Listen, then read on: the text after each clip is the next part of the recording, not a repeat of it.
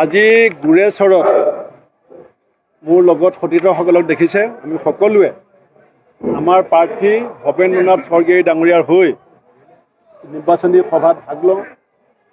আমি বেলেগ এটা জেগা বিচাৰিছিলোঁ, গভৰ্ণমেণ্টে পাৰ্মিশ্যন নিদিলে। সৰু জেগাতে বেছি মানুহ, ভিতৰে বাহিৰে মানুহ। আজি প্ৰচাৰ চলাই সঁচাকৈ ভাল লাগিছে।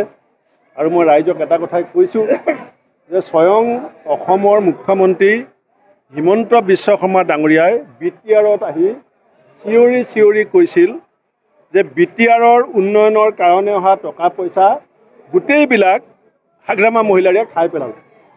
এইটো আপোনালোকৰ সকলোৰে মনত আছে। আৰু হাগ্ৰামা মহিলাই ডাঙৰীয়াই কৈছিল যে BTRলৈ অহা টকা তেওঁ খোৱাটো সঁচা, কিন্তু অকলে খোৱা নাই, হিমন্ত বিশ্ব শৰ্মা ডাঙৰীয়াৰ সৈতে ভগাই পেলাই খাইছিলোঁ বুলি কৈছিলে। এইটো আপোনালোকে চবে শুনিছে যে মুখ্যমন্ত্ৰীয়ে কৈছিল চব খালে, হাগ্ৰামা মহিলাই কৈছিলে যে মই চব খোৱা নাই, আধা খাইছোঁ, আধা CMে খাইছোঁ। আৰু প্ৰমোদ বড়ো ডাঙৰীয়াক যেতিয়া হাগ্ৰামা মহিলা ডাঙৰীয়াই কৈছিল যে প্ৰমোদ বড়োৱে বহুত দুৰ্নীতি কৰিছে, তেতিয়া প্ৰমোদ বড়ো ডাঙৰীয়াই কৈছিল যে হয় মই দুৰ্নীতি কৰিছোঁ, হয় মই পইচা খাইছোঁ, কিন্তু হাগ্ৰামা মহিলাই ডাঙৰীয়া সমান খাব পৰা নাই। গতিকে এই দুৰ্নীতিৰ গোটেইকেইজন খলনায়ক আজি গোপনে মিলিত হৈছে। এতিয়া UPPL BPF এইটো BJPৰ B টিম C টিম হৈ গ'ল। সেইকাৰণে মই ৰাইজক কৈছোঁ যে BTRত একতা থাকিব লাগিব। সকলো জাতি জনগোষ্ঠী ধৰ্ম সম্প্ৰদায় উপজাতিৰ মাজত BTRত একতা নিশ্চিত কৰিবলৈ হ'লে সম্প্ৰীতি আমি নিশ্চিত কৰিব লাগিব। আৰু সেই কামৰ দায়িত্ব আমি কংগ্ৰেছ দলে ল'ব বিচাৰিছোঁ। যোৱা 2024 লোকসভা নিৰ্বাচনত আমি দৰং ওদালগুৰি কোকৰাঝাৰ মিলাই প্ৰায় 2.5 লাখ ভোট পাইছোঁ। অৰ্থাৎ আজিৰ পৰা এবছৰ আগত BTRবাসীয়ে আমি প্ৰথম যেতিয়া ইলেকশ্যন খেলিছিলোঁ, যেতিয়া মই সভাপতি আছিলোঁ, তেতিয়া আমাক 2.5 লাখ মানুহে ভোট দিছে।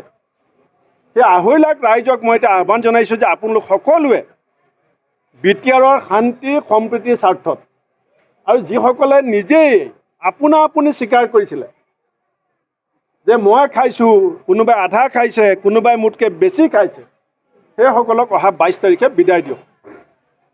আৰু 2026ত অসমত যেতিয়া কংগ্ৰেছ চৰকাৰ হ'ব, এই BTRৰ উন্নয়ন আৰু দীৰ্ঘদিনীয়া যিখিনি অসমাধিত কাম, সেইখিনি আমি সমাধানৰ দায়িত্ব গ্ৰহণ কৰিম। ধন্যবাদ।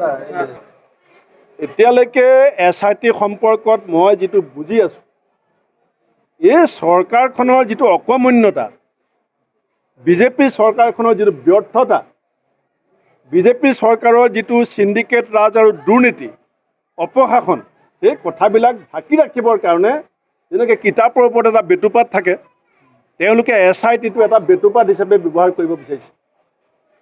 10 তাৰিখে গোটেই অসমৰ ৰাইজে ভাবিছিল যে কালি যেনেকৈ ভূমিকম্প হৈছিলে তেনেকুৱা ডাঙৰ কিবা ভূমিকম্প এটা হ'ব। তাৰপিছত মুখ্যমন্ত্ৰী ডাঙৰীয়াই কি ক'লে যে ৰাইজৰ আদালতত বিচাৰ হ'ব। ঠিক আছে, ৰাইজৰ আদালতত যি বিচাৰ হ'ব, মুখ্যমন্ত্ৰীয়েও বাট চাওক, আমিও বাট চাওঁ, কিন্তু আচল কথাটো হৈছে যে চৰকাৰখনৰ যিখিনি ব্যৰ্থতা, আজি আপোনালোকে জানে যে অসমত 34,36,000 পঞ্জীভূত নিবনুৱা আছে।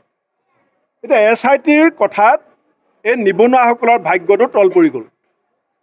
আজিলৈকে চাহ শ্ৰমিকৰ মজুৰি বৃদ্ধি নহ'ল। SITয়ে কথাটো তল পেলাই ৰাখিছে। 6 জনগোষ্ঠীয় আন্দোলন SITয়ে তল পেলাই ৰাখিছে।